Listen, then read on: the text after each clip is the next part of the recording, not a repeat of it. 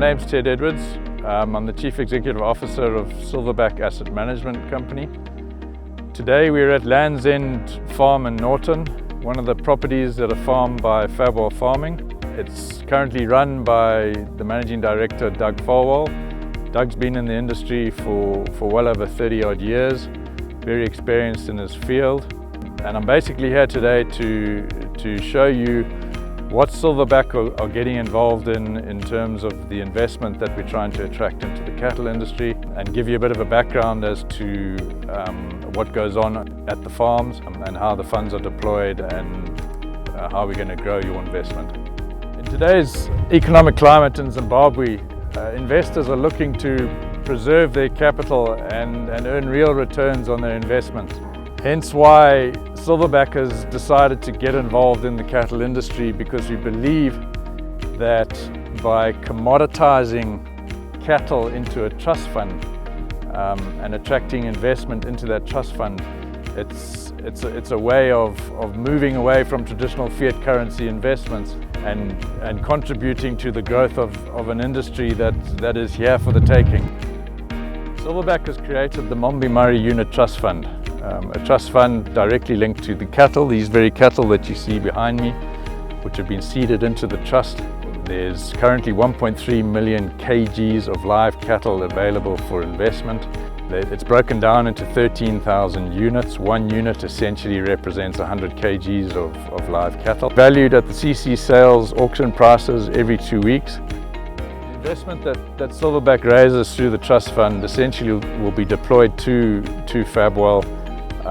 Those funds being used for the acquisition of additional breeding stock, investment into artificial insemination programs to improve the genetic pool. There's also the acquisition of superior bulls. I think currently there's about 88 odd bulls in the herd.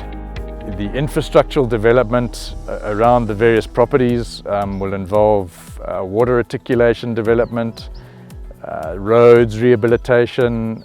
There's a fair amount of investment required in the dipping facilities and the handling facilities. Fencing being a big one. Obviously the rehabilitation of the properties, we had to secure boundaries initially. There's currently a 1,000 hectare cropping program going on around us. The main thrust of this is essentially to grow maize and soya, which will be fed back into stock feed. And hence Fabwell will benefit from a subsidised stock feed price. Silverback's intention is to reach out to other cattle breeders who require access to finance to expand their operations. A strict selection process will be implemented in selecting those breeders. Their long-term vision has to talk to our long-term vision. Clients have to be able to work with us to ensure acceptable management strategies. These things include vaccination programs, dipping programs, supplementary feeding, pasture management, water management. When you look at the breeding programs, we're obviously going to be targeting acceptable pregnancy ratios. Fabwell's well aware of what it can achieve based on its own model, and they want to roll that model out to other potential partners. Investment into operations like this, which Fabwell is involved in, brings significant downstream benefits to local communities. Just the simple employment creation and the knock-on effect of those earnings into families around in the area uplifts the local community and the local economy. Part of the whole infrastructure development on these properties is rehabilitation of roads, and a lot of those roads are council roads in the areas that we operate in. We believe we can get exports into the European Union and other regions of the world back on track, which will have obvious benefits for the country.